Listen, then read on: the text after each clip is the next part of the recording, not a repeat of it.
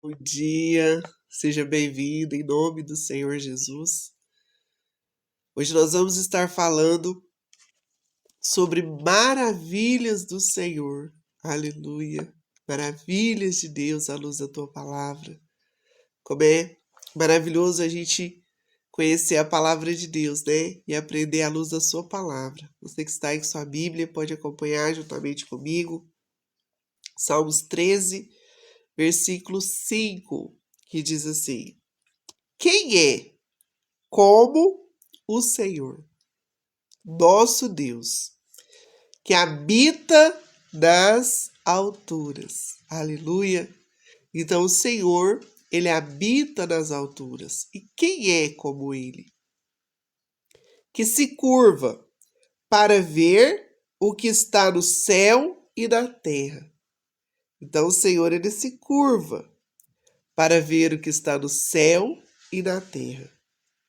Que do pó levanta o pequeno e do monturo ergue o necessitado.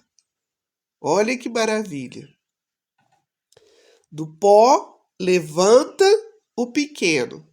Esse é Deus que realiza, aleluia. E do monturo ergue o necessitado. Então Deus, ele é poderoso para levantar aquele que está necessitado, para ajudar aquele que precisa de uma forma poderosa, para o fazer assentar com os príncipes, sim, com os príncipes do seu povo.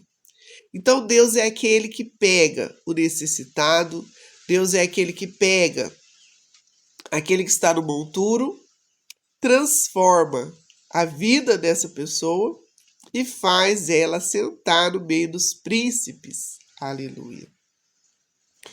Nós vemos pela palavra de Deus, né, que Deus, ele observa o coração de Davi. Deus observa Davi. Davi está ali no campo, cuidando das ovelhas. Saul, ele era bonito, diz a palavra de Deus, né? Ele tinha estatura e ele foi escolhido pelo povo para ser rei, para governar ali o povo. E Deus então fala para Samuel, Deus permite, né? E Samuel unge Saul. Saul passa a reinar. Mas Saul começa a desobedecer a Deus e Davi está lá cuidando das ovelhas. Quando Deus, observando o jeito de Davi, vendo que Davi estava ali, mas Deus conhecia o coração de Davi. Deus fala para Samuel, né, depois da desobediência de Saul. Deus havia rejeitado Saul, escolhido Davi. Deus fala então para o profeta Samuel ir lá e ungir Davi. Mas quando chega na casa de Davi, até o pai de Davi esquece de Davi, né? Até o pai dele achava que poderia ser qualquer um dos seus outros filhos, menos Davi. Então chama os seus filhos, estão todos ali, né? E o profeta chega para ungir. Estão todos ali viçosos, grandes, e o profeta começa a olhar, vai ser esse. Deus fala, não é. E passa-se todos os irmãos de Davi. E ainda não era nenhum daqueles o escolhido. Até chegar o momento em que o Senhor fala, não é nenhum desses. E aí o profeta pergunta para Jessé, acabou os seus filhos? E Jessé fala, né? E lembra, tem um lá que tá lá, mas até o pai, imagina, não vai ser ele, né? O menor da casa tá lá, o pequeno, né? Cuidando das ovelhas, não vai ser ele. Mas o Senhor manda chamar Davi, né? E aí o profeta manda então chamar Davi. E Davi é chamado e eles só vão ali todos se assentar à mesa e só vai acontecer tudo depois que Davi chega. Então Davi manda, manda chamar Davi só então nesse momento, porque quando chama todos os filhos, era para ter chamado Davi, mas nem o pai chamou. Deixou ele lá, nem os irmãos lembrou dele, nem mandou chamar, deixou ele lá, esquecido lá, cuidando das ovelhas lá, imagina, né? Não vai ser ele, mas era ele que Deus tinha escolhido. Era ele que Deus tinha escolhido para ser ungido como rei. E ele vem. E quando ele chega, Deus fala, é esse. Porque o Senhor, ele não vê como vê o homem. O homem olha a aparência, mas Deus olha o coração.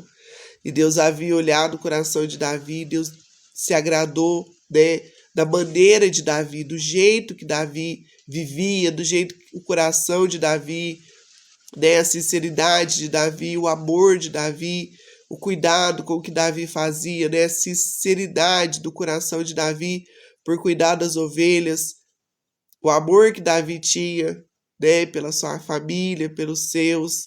Então Deus observava, como Deus observa tudo. Então aqui fala que do pó levanta o pequeno e do monturo ergue o necessitado, para fazer assentar com os príncipes, sim, com os príncipes do seu povo. Davi, ele sai dali, ele vai para a casa do rei Saul, ele passa por todos os processos que ele tem que passar, e no final de tudo, Deus traz a coroa para Davi, né? No final de tudo, Deus o abençoa, o tempo passa, ele passa por tantas coisas, não foi fácil até ele chegar no trono, mas Deus o abençoou, e Deus fez ali, não ele só se assentar com os príncipes, mas ele reinar, né? Ele ser rei. Esse é o Deus de poder, aleluia. E que faz com que a mulher estéril habite em família e seja alegre mãe de filhos. Louvai ao Senhor. Então Deus é o que faz com que a estéril seja mãe de filhos. Aquela que muitas vezes é humilhada, aquela que muitas vezes é rejeitada por não gerar. Mas a partir do momento que há uma confiança em Deus, que há, né, fé no Senhor e que deixa Deus cuidar da causa, Deus ele honra. Aleluia. Então ele faz com que a mulher estéril habite em família e seja alegre, mãe de filhos. Sara falou: essa criança vai me fazer rir e muitos rirão comigo através do nascimento. E quantas mulheres, né, que eram estéreis, e Deus fez com que elas fossem alegre mãe de filhos e habitassem em família. Ana teve o seu Samuel. Deus a abençoou, né? Deus fez ela habitar em família.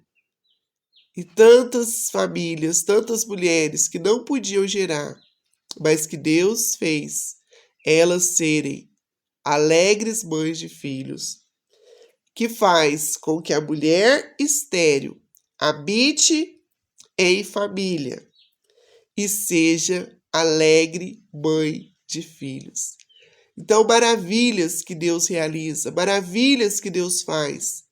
Pegar o monturo, o pequeno, e fazer grande. Pegar estéril, que não pode gerar, que não pode ter filho, e fazer ela sentar em família, e fazer ela ser alegre em família, trazer alegria.